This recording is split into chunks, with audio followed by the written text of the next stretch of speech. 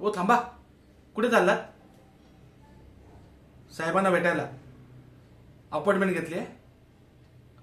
मग थांबा जरा. हो, असं डायरेक्ट जाऊ नका. साहेबांनी सांगितलंय कोणाला आत सोडायचं नाही, त्यांची महत्वाची मीटिंग चालू आहे. हो, असं नाही करू शकत. तुम्ही थांबा. नाव काय तुमचं? शिंदे. एक मिनिट, मी फोन करून विचारतो.